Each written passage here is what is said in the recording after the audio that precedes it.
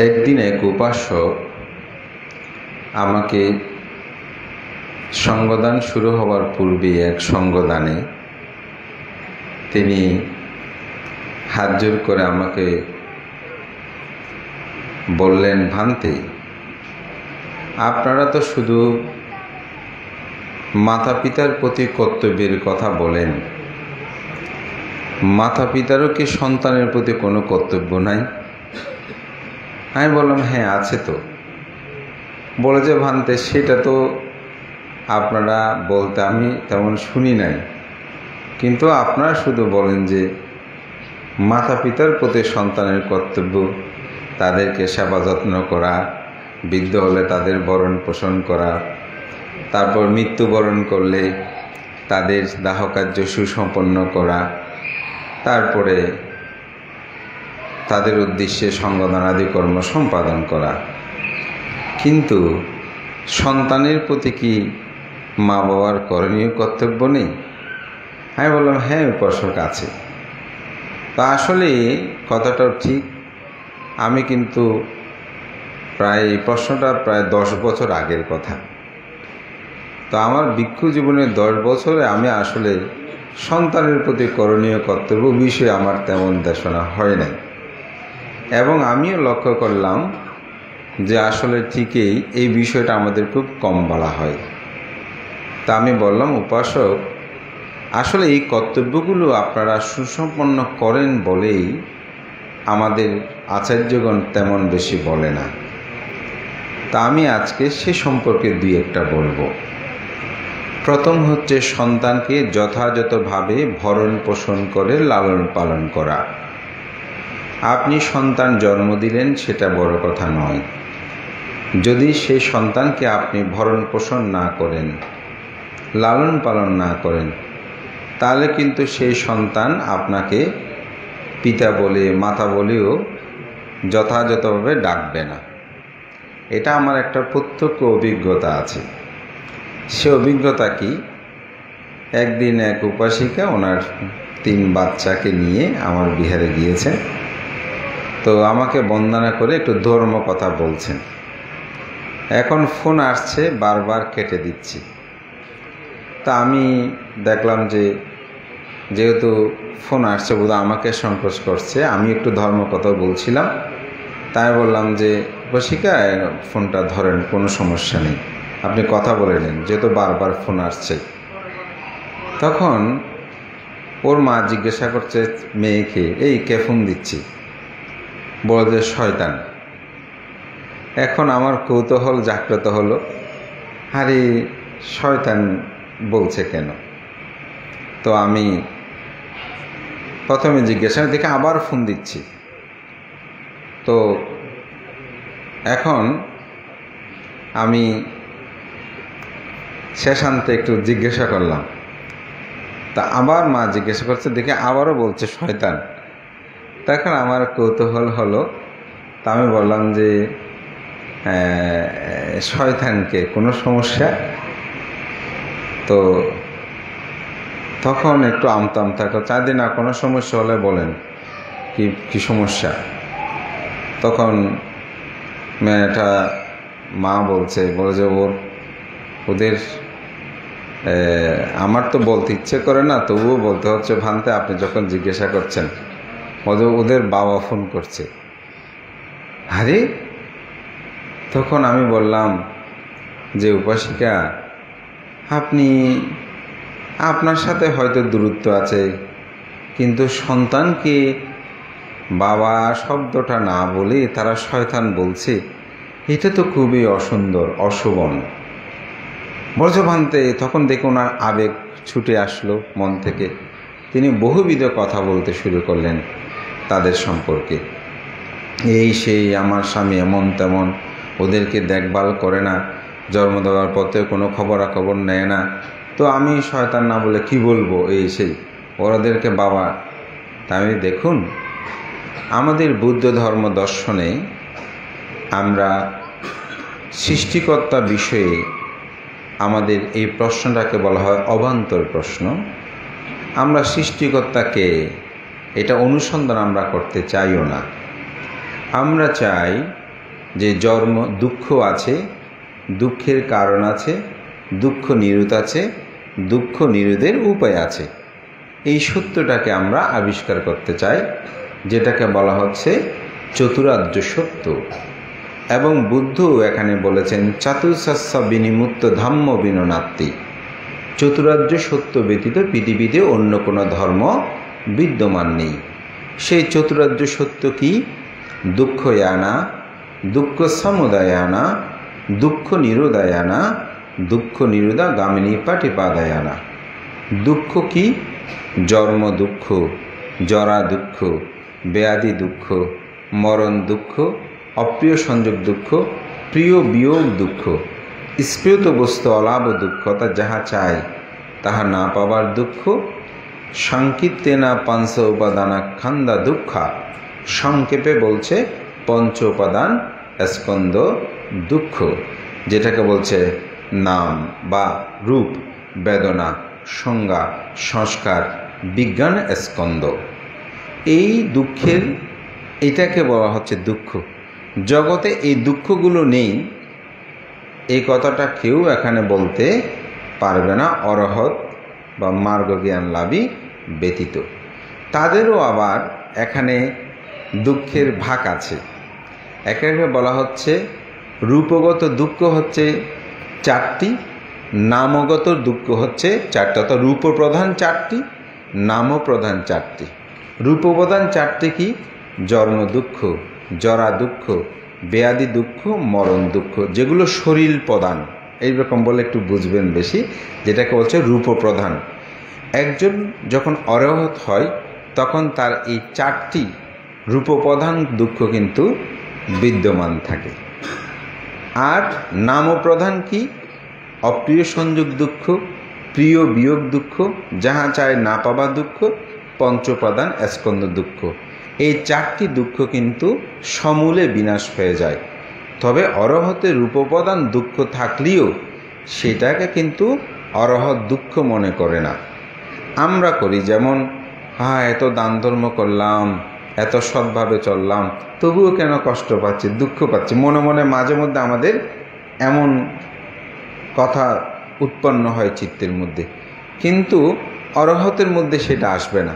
তিনি জানবেন এই দেহের ধর্ম হচ্ছে কি, এখানে রোগ ব্যাধি উৎপন্ন হবে। এই দেহের ধর্ম হচ্ছে অনিত্য, দুঃখ, অনাত্মা। অর্থাৎ দেহ থাকলে এগুলো থাকবে, যার কারণে দুঃখ থাকলেও চিত্তে স্পর্শ করতে পারে না। সেজন্য অরহতের এই দুঃখগুলো থাকে না। তো বুদ্ধের ধর্ম দর্শন বলছে এই দুঃখ হচ্ছে প্রধান। অর্থাৎ এগুলোই আটটি দুঃখ। পৃথিবীর সমগ্র দুঃখকে আপনি আটটির মধ্যে নিয়ে এসেছে বুদ্ধ চতুরার্য সত্যের ব্যাখ্যায়। এই দুঃখের কারণ বলছে অবিদ্যা, তৃষ্ণা, আকাঙ্ক্ষা। আমাদের যত চাওয়া তত আমাদের দুঃখ। তা আজকে সকালবেলা আমাদের নতুন শ্রমণদের সাথে একটু ধর্মীয় আলাপ করছিলাম যে কেন ধর্ম করো, কী জন্য। তো আমাদের অরিন্দমের নাম দিয়েছে অরিজিৎ শ্রামণ। তো অরিজিৎ শ্রামণকে বললাম যে কেন তুমি ধর্ম করবে। তো সে কিন্তু খুব সুন্দর উত্তর দিয়েছে। উত্তর দেওয়া বলছে যে তৃষ্ণা থেকে মুক্ত হওয়ার জন্য। তাহলে তৃষ্ণা কাকে বলে? সেই খুব চমৎকার উত্তর দিল, বলছে তীব্র আকাঙ্ক্ষা, যেটাকে বলে ডিজায়ার। খুব ভালো লাগছে আমার। দেখলাম যে সেই মোটামুটি কিছু চিন্তা করে বা ধর্ম কথা সে শোনে। তাহলে এই আকাঙ্ক্ষা, তৃষ্ণা আমাদেরকে কিন্তু দুঃখ দেয়। তো অনেক সময় আমরা তৃষ্ণাটা বুঝি না। যেমন একজন একটা বিল্ডিং করছে, একজনের খুব সুন্দর একটি জামা ক্রয় করছে, ভালো খাবার খাচ্ছে, এগুলো কি তৃষ্ণা? এই বিষয়টা একটু জানতে হবে। যেমন আমার যে পরিমাণ খাদ্য প্রয়োজন, আমি সেই পরিমাণ খাদ্য গ্রহণ করাটা কিন্তু তৃষ্ণা নয়। কিন্তু খুব স্বাদ লাগছে, আরও একটু বেশি অতিরিক্ত গ্রহণ করি, এটাকে বলা হচ্ছে তৃষ্ণা। আপনার কাছে টাকা আছে, একটি সুন্দর বাড়ি আপনার দরকার তো হবে, সেটা যদি আপনার অর্থ সামর্থ্য থাকে সেটা আপনি করবেন। কিন্তু আপনি যখন দুর্নীতি করে আমাকে এরকম করতেই হবে, সেটা হচ্ছে কিন্তু তৃষ্ণা, এটা হচ্ছে আকাঙ্ক্ষা। বেঁচে থাকার জন্য আমার একটা সুন্দর কাপড় প্রয়োজন আছে, কিন্তু আমাকে এরকম কাপড়ই কিনতে হবে। যখন বাধ্যতা আসবে, সেটা হচ্ছে মূলত আসলে তৃষ্ণা। আমরা অনেকেই এই তৃষ্ণাগুলোটাকে অনেক সময় বুঝি না। আমরা মনে করি খাওয়াটাও একটা তৃষ্ণা, প্রথমত না খেলে বেঁচে থাকবো কীভাবে? তাহলে আপনি তো খাবেন, ওদের খেতে যে তৃষ্ণা জাগ্রত হচ্ছে না। বেঁচে থাকার জন্য যেটা আপনার প্রয়োজন সেটা কিন্তু তৃষ্ণা নয়। কিন্তু এটা আর একটু সহজ করে যদি বলি, যেমন ডায়াবেটিস যারা রোগী, তো ডাক্তার বলছে আপনি সুগারযুক্ত খাদ্য গ্রহণ করবেন না, কিন্তু আপনি সেগুলো না খেয়েও কিন্তু আপনার জীবন চলে। কিন্তু যখন আপনি সেটা গ্রহণ করতে যাবেন, তখন মনে করবেন যে এটাই হচ্ছে কি তৃষ্ণা। আর ডাক্তারি যে নির্দেশনা দিয়েছে সেই অনুসারে যখন আপনি গ্রহণ করবেন, সেটা কিন্তু তৃষ্ণা হবে না। তো সেজন্যই আকাঙ্ক্ষা, তৃষ্ণা আমাদেরকে প্রতিনিয়ত কি করে আমাদেরকে জাগ্রত অর্থাৎ দুঃখের দিকে নিয়ে যায়। সেটি যখন আপনি পরিত্যাগ করবেন, এটা হচ্ছে দুঃখ নিরোধ, অর্থাৎ অবিদ্যা নিরোধ হলে দুঃখ নিরোধ। দুঃখ নিরোধের উপায় যখন আপনি সেটা ত্যাগ করবেন, না আমার সুগারযুক্ত খাদ্য খাওয়ার দরকার নেই, যেহেতু ডাক্তার আমাকে নিষেধ করেছে, তাহলে উপায়, দুঃখ নিরোধের উপায়টা এটা ত্যাগ করলাম, তখন সুগার আপনার বৃদ্ধি পায়নি। এটা হচ্ছে আসলে বুদ্ধের ধর্ম। অর্থাৎ আমরা জন্মান্তর যে ঘুরছি, যত তৃষ্ণা আপনি ত্যাগ করবেন দেখবেন তত সুখী। সে ভিক্ষু হোক, গৃহী হোক, যে হোক না কেন, বুদ্ধের চতুরার্য সত্য যখন যাবেন, সেখানে আর ভিক্ষু গৃহীর কোনো পার্থক্য নেই। সেখানে তাকে বিমুক্তির পথের যাত্রীর যাহা করণীয় কর্তব্য, সেটাই কিন্তু সেখানে সন্নিবেশিত থাকে। যার কারণে আমাদের জীবন দর্শনে এই চতুরার্য সত্য হচ্ছে আসলে বুদ্ধ ধর্মের মূল বিষয়। যেমন আজকে আপনার বুদ্ধ প্রতিবিম্ব এবং সঙ্গদান করছেন, এখানেই একটা তৃষ্ণা ক্ষয়ের বিষয় আছে। বান্তি কীরকম? আমাদের মন তো চায় সবসময় ভোগ প্রবৃত্তির মধ্যে থাকতে, কিন্তু আপনি যখন এটি ত্যাগ করলেন, আমার অনেক কষ্টে অর্জিত সম্পদ সেটা আমি ত্যাগ করলাম, এটা কিন্তু এত সহজ নয়। এজন্য একটি কথা আছে, দানাংসা দুর্ধাংসা সামানা মাহু, দান করা কিন্তু যুদ্ধের সমতুল্য। এত সহজ নয়, দানটা করা এত সহজ বিষয় নয়, সবার পক্ষে কিন্তু এই ত্যাগ করা এত সম্ভব নয়। আমরা সেটা জগৎটাকে উপলব্ধি করেই আমরা বুঝতে পারি। সুতরাং এটি আমার চিত্ত জগৎ থেকে নির্মোহভাবে আমি যখন অপরকে ত্যাগ করব, এটি আমার জীবনের অনেক ক্ষেত্রে এটার প্রতিফলন ঘটবে। ভানতে কেমন? আমি এই উদাহরণটা প্রায় সময় দিই।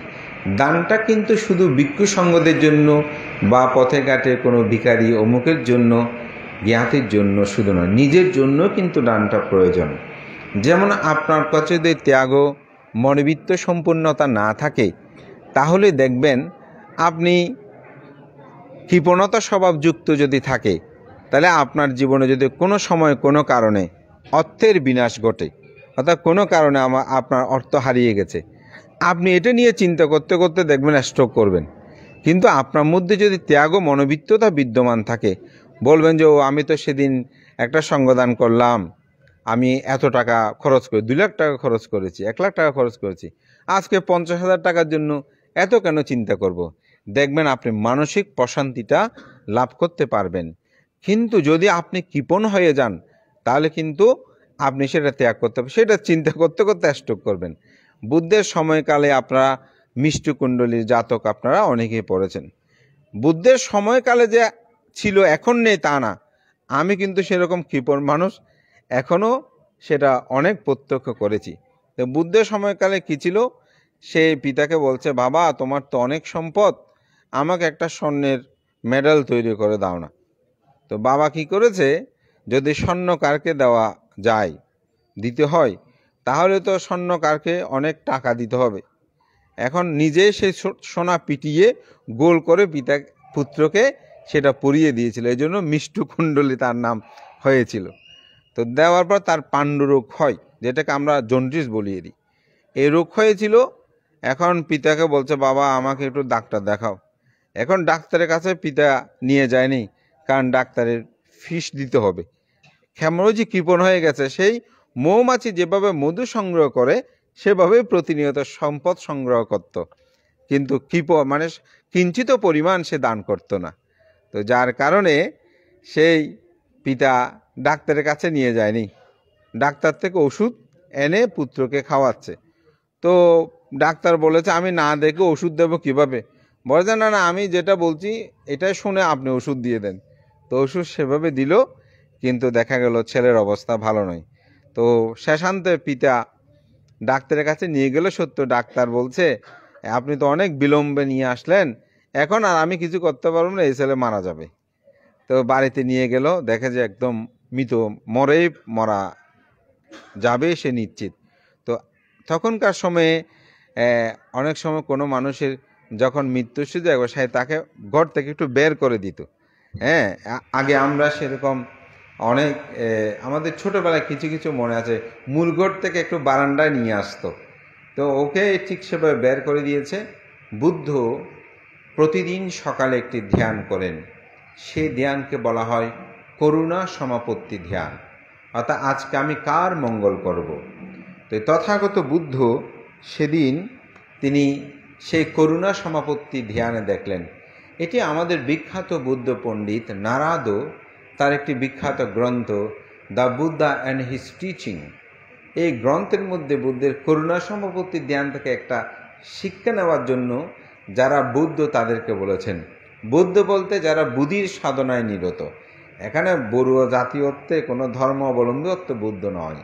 তো সেখানে তিনি বলছেন বুদ্ধ যেহেতু সকালবেলা ধ্যান করতেন যে আজকে আমি কার মঙ্গল করব, ঠিক আমরা যারা বুদ্ধির সাধনায় নিরত আমাদেরও চিন্তা করা উচিত সকালে ঘুম থেকে উঠেই আমি আজকে কার উপকার করব। বলছে এই চিন্তাটা যদি আমাদের থাকে, আমি মনে করি সেই প্রকৃত বুদ্ধির সাধনা করে।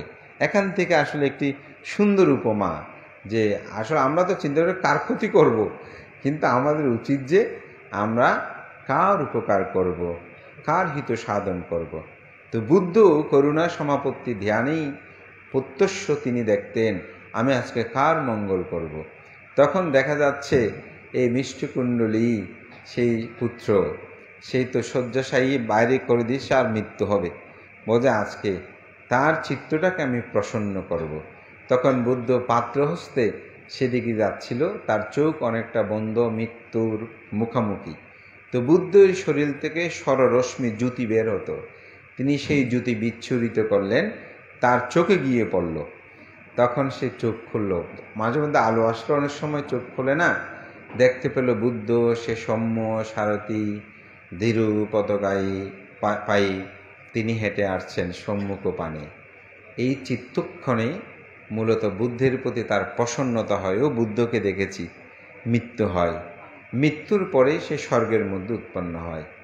পিতা তো তার পুত্রের মৃত্যুর পরে দাহ কার্য করল। প্রতিদিন সে শ্মশানে গিয়ে কান্নাকাটি করে, হে পুত্র তুমি ফিরে এসো, আমার এত ধনসম্পদ কি হবে, আমাকে তুমি আবার আসো। গিয়ে শ্মশানের মধ্যে প্রতিনিয়ত কান্না করে। তখন একদিন সেই দেবপুত্র তিনি পৃথিবী অবলোকন করে দেখছে যে তার পিতা কি করছে। তখন সেই পিতার অবস্থা দেখতে পেল যে সে শ্মশানে এসে পুত্র পুত্র করে প্রতিনিয়ত কান্না করে। তখন তিনি দেবপুত্র রূপে ওই পুত্র রূপ ধারণ করে এসে পিতা দ্রুত পুত্রকে ধরতে চাচ্ছে। বলছে পুত্র তুমি এসেছো, আসলে তোমার জন্য তো আমি প্রতিদিন এখানে আসি। তো বলে যে না তোমার কাছে যাব না। বলে যে কেন? বলে না তুমি কৃপণ, আমি এটা চাই সেটা চাই, তুমি আমাকে কোনোদিন কোনো কিছু ঠিক মতো দাওনি, তোমার কাছে আমি যাব না। বলে পুত্র আমার ভুল হয়েছে, আগে দিনে কিন্তু এখন দেব, তুমি যেটা চাও সেটা দেবো, কি চাও তুমি বলো। বলে যে এই যে তখন তো রাত, তো বলে যে এই যে তুমি চাঁদ দেখতে পাচ্ছ? বলে যে হ্যাঁ। বলে যে এই চাঁদটা আমাকে এনে দাও। বলে যে পুত্র তুমি কি বলো, হ্যাঁ মানুষের পক্ষে কি সম্ভব চাঁদ এনে দেওয়া? বলে যে তুমিও যে মৃত মানুষের জন্য প্রতিনিয়ত কান্না করছো, মৃত মানুষ কি আর ফিরে আসবে? তখন পিতার চৈতন্যোদয় হলো। বলে তুমি প্রতিনিয়ত দান ধর্ম করো, পুণ্যকর্ম করো, আমাকে প্রার্থনা না করে, আমাকে আহ্বান না করে তুমি যেই কৃপণ স্বভাব ছিল সেগুলো পরিত্যাগ করো। তো এখানে এই কথাটা আমি এই জন্যই বলছি, কৃপণ হলে আমাদের ছেলে মেয়েদেরকেও আপনারা দেখবেন ঠিকমতো দেখভাল করবেন। এরকম অনেক উদাহরণ আছে। একটু ঠান্ডা লেগেছে, কৃপণ মানুষ বলছেন এখান থেকে একটু ওষুধ এনে খাওয়াই, এরকম করতে করতে ছেলের অবস্থা যখন খারাপ হয়ে গেল ডাক্তারের কাছে, ডাক্তার বলছে এটা আরও আগে নিয়ে আসা দরকার ছিল। তো যারা উদার প্রকৃতির সে মানুষগুলি কি না, আগে আমার সন্তানকে বাঁচাতে হবে, শরীরকে রক্ষা করতে হবে। অনেক মানুষ আছে, আপনার আমাদের ভিক্ষুদের মধ্যে অনেকে আছে, একটু পেটে ব্যথা, অমুক ব্যথা, বলো ডিসপেন্সারি ডাক্তার এটা অমুক দেন, একটু করে নিয়ে আসে, কিন্তু রোগটা যখন বেড়ে যায় তখন আর উপশম করার সুযোগ থাকে না। এই ত্যাগ মানুষকে আসলে মানুষের জীবনে যদি সেটা প্রয়োগ করে তাহলে সেটা উপলব্ধি করতে পারে। তো সেজন্য এই ত্যাগ ধর্মটা বুদ্ধের আদর্শ ধর্মের শিক্ষার মূল বিষয়বস্তু। বুদ্ধ সেজন্য ধাম্মা পিতি সুকাং সেতি বিপ্পাসান্নেই না চেতসা আরিয়াপ্পা বেদিতে ধাম্ম সাদারামিত পাণ্ডিত। যারা পণ্ডিত মানে ধীমান ব্যক্তি, জ্ঞানী ব্যক্তি, তারা প্রতিনিয়ত আর্য উপদিষ্ট ধর্মে অর্থাৎ অরহৎগণ, বুদ্ধগণ যেই ধর্ম কথাগুলো বলেন সেগুলোতে প্রতিনিয়ত তারা রমিত থাকে, তারা প্রতিনিয়ত সেই পুণ্যকর্মগুলো সম্পাদন করে। তো আজকে এই পরিবারে উদ্বোধনী ভাষণে এবং বিহারোদ্যোক্ষ ভান্তে এই পরিবারের ধর্মপ্রীতিময়তা সম্পর্কে তারা এখানে বিস্তারিত তাদের আলোচনা করেছেন। তারা কিভাবে দান ধর্ম পুণ্যকর্মে তাদের জীবনকে নিয়ত রাখেন, এটা আমি মনে করি উপলব্ধি করা দরকার এবং এই ধর্মময় চিন্তা চেতনা করাটা দরকার। তো বুদ্ধ ধর্ম মূলত এটাই।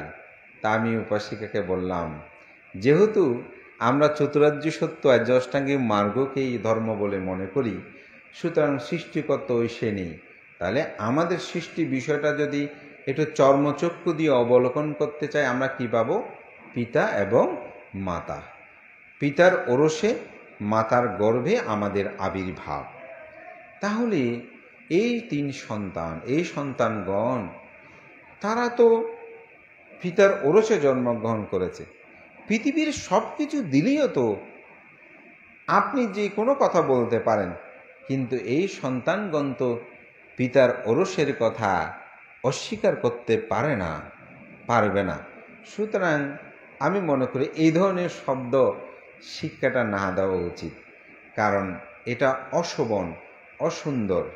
যেমন বুদ্ধের জীবন দর্শনে 84,000 ধর্মস্কন্ধে আপনারা দেখবেন বুদ্ধের একটি মাত্র বাক্য আছে, যে বাক্যটি আপনি বলতে পারবেন ভিক্ষুদেরকে বলেছে, কোনো গৃহীকে বলে নাই। কি বলেছে? মোগ পুরুষ, হে মোগ পুরুষ, অর্থাৎ মূর্খ বালক। এর বাইরে অন্য কোনো শব্দ বুদ্ধ ব্যবহার করে নেই। ভিক্ষুরা যখন ভুল করেছে বলছে মোগ পুরুষ, অর্থাৎ মূর্খ।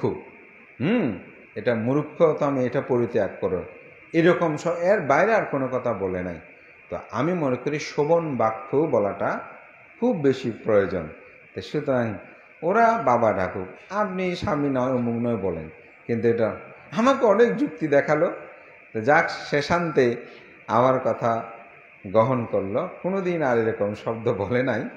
তো এই জন্য এটা বলছি, যদি আপনি সন্তানকে যথার্থ ভরণ পোষণ না দেন, সেই সন্তানও আপনাকে পিতামাতা বলে ডাকবে না।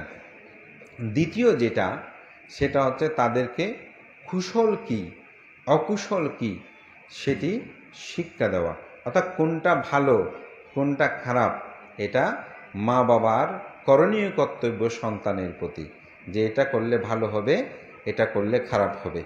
যেমন আগেকার সময়ে আপনারা যারা গ্রামে বড় হয়েছেন সে অর্থেই বলি, যদি স্কুলে যায় কলেজে যায় কোনো একটি কিছু আনলে মা বাবা জিজ্ঞেস, এটা কোথা থেকে নিয়ে এসেছো, ওইটা কোথা থেকে খাচ্ছ। একটা কলম আনলেও যে তোমার কলম এটা এমন হলো কেন, এটা কেন কি দিয়েছে, এভাবে প্রশ্ন করত। অনেক সময় এরকম করে নিয়ে এসেছে বললে আদর্শ পিতামাতা হলো, যাও এটা দিয়ে আসো, এটা রাখা যাবে না, এভাবে বিভিন্ন প্রশ্ন করত, শাসন করত। এটা হচ্ছে পিতামাতার করণীয় কর্তব্য, অর্থাৎ কুশল কি অকুশল, অমুককে এভাবে নমস্কার করবে, অমুককে এটা করবে, মিথ্যা কথা বলো কেন, মিথ্যা বলবে না, সত্য কথা বলবে, এই শিক্ষাগুলো প্রদান করা। তো আজকে আমি মনে করি আমাদের অনিরুদ্ধ বাবু এবং হিমু বড়ুয়া তারা তাদের সন্তানকে যেন আরও বেশি কুশল কি অকুশল কি এই বিষয়টা যেন আরও বেশিভাবে তারা জানতে পারে, সেই উপলক্ষ করে তাদের কাছকে প্রব্রজ ধর্মে দীক্ষা প্রদান করেছে। পরমাত্মিক জীবন গঠনে কুশলটা কি অকুশল কি এই বিষয়টাকে গভীরভাবে জানার জন্য। তো সুতরাং কালকে যে প্রব্রজ ধর্মে দীক্ষা প্রদান করেছেন, এটা কিন্তু মা বাবার একটি করণীয় কর্তব্য, এবং এই করণীয় কর্তব্য যদি সম্পাদন না করে তাহলে অনেক সময় মা বাবাকে কথা শুনতে হয়। আমি স্ত্রীরা বলতে শুনেছি, অজাবান্তে আমার শ্বশুর শাশুড়ি তেমন ধার্মিক ছিল না, আপনাদের উপাসককে এখন শ্রমণও করায়নি এ পর্যন্ত। বলে যে আমি এটা বিয়ের পরে জানলাম, এখন চিন্তা করতেছি শ্রমণ করাতে বান্তে 3 দিনে পারা যায় না, 7 দিনে পারা যায় না, পারা যায় এরকম অনেককে শ্রমণ কিন্তু আমরা প্রব্রজ প্রদান করেছি। তাহলে মা বাবার কর্তব্য এটা, কেন কুশল কি অকুশল কি এই শিক্ষাটা যেন তারা দিতে পারে।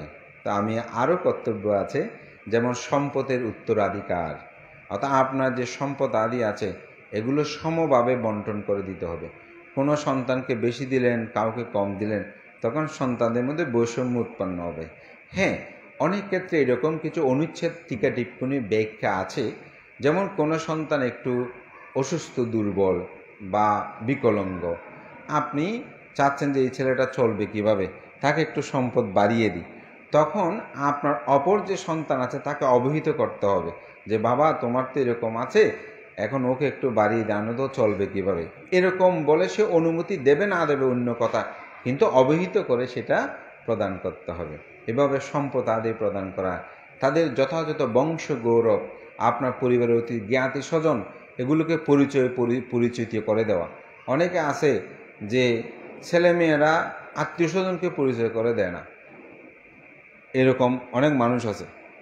কিন্তু আপনার উচিত জ্ঞাতি স্বজনের সাথে, এটা একটা বংশ গৌরব বলে, এগুলো যথাযথভাবে পরিচিত করিয়ে দেওয়া। এবং 5 নম্বর যেটা একটু আমি আগে পিছিয়ে বলছি, একটু ইঙ্গিত দিচ্ছি এরই, সেটা হচ্ছে কি শিল্প শিক্ষা প্রদান করা। অর্থাৎ আমি কালকে আমাদের একটু প্রোগ্রামেও বৃত্তিপদ অনুষ্ঠানে সেটা আমি বলেছি যে শিল্প শিক্ষা মানে কি, তারা কিভাবে জীবন জীবিকা নির্বাহ করবে, সেই যে আপনারা লেখাপড়া করাচ্ছেন, ডাক্তার, ইঞ্জিনিয়ার, এগুলো আপনার সন্তানকে করতে হবে। সুতরাং এই কর্তব্যগুলো সম্পাদনে আসলে পিতামাতার কর্তব্য আছে সন্তানের প্রতি। মহান সঙ্গকে বন্দনা, আপনাদের সকলকে পুণ্যদান করি। আজকে মূলত সন্তানদের প্রতি করণীয় কর্তব্য এবং বুদ্ধ ধর্ম দর্শনটা আসলে কি, আমরা কিভাবে মুক্তি লাভ করতে পারি, সেই মুক্তির উপায়ই বলছে আরিয় আট্টাঙ্গিক ও মাঘ্য সাত্থানাং বিশুদ্ধিয়া। সত্যদের বিশুদ্ধির জন্য একমাত্র পথ হচ্ছে আর্যাষ্টাঙ্গিক মার্গ, যাকে বলা হচ্ছে সম্যক দৃষ্টি, সম্যক সংকল্প, সম্যক বাক্য, সম্যক কর্মান্তর, সম্যক আজীব, সম্যক ব্যায়াম, সম্যক স্মৃতি, সম্যক সমাধি। সংক্ষেপে যাকে বলা হয় শীল, সমাধি, প্রজ্ঞা। সুতরাং আমি গৃহীদের ক্ষেত্রে বলবো আপনার পঞ্চশীলটা পালন করবেন। যদি পঞ্চশীল যথাযথ পালন করেন, একটি পরিবারের সুখ কাকে বলে এটা আপনারা উপলব্ধি করতে পারবেন। আসলে বেশি কিছু লাগে, আপনি দান করে সাময়িক সুখ পাবেন, পরিবারে যদি অশান্তি থাকে দান করে আপনি কি করবেন। তো অনেক মানুষ আছে বানতে আমার তো টাকা পয়সা নিয়ে দান করতে পারি না, বানতে মনে দুঃখ। আমি তাদেরকে বলি আপনার দান করার দরকার নাই, আপনি শীল পালন করেন, দেখবেন পরিবারে সুখ পাবেন। আপনি একটা কথা বললে অবাক হবেন, দানের চেয়েও কিন্তু শীল পালনটা বেশি গুরুত্ব। আমাদেরকে যদি আপনি দান না দিয়ে পঞ্চশীলটা যদি যথাযথ পালন করেন, আপনার পুণ্যের কোনো কম হবে না, আপনি পুণ্য আরও বেশি লাভ করতে পারবেন। তো সেজন্য দানের চেয়ে শীলের গুরুত্বটা আরও বেশি। তবে যার মধ্যে দানর চেতনা থাকবে না, সে শীল পালন করাটা কঠিন হবে। যেমন রাস্তা দিয়ে যাচ্ছেন, একটা কই মাছ দেখলেন, খেতে ইচ্ছে করছে, তাহলে লোভ উৎপন্ন হয়েছে। অভিধর্মে এটাকে বলছে লোভ চিত্ত। এখন খেতে হলে কি করতে হবে, কাটতে হবে, তাহলে কাটতে গেলে প্রাণী হত্যা হবে।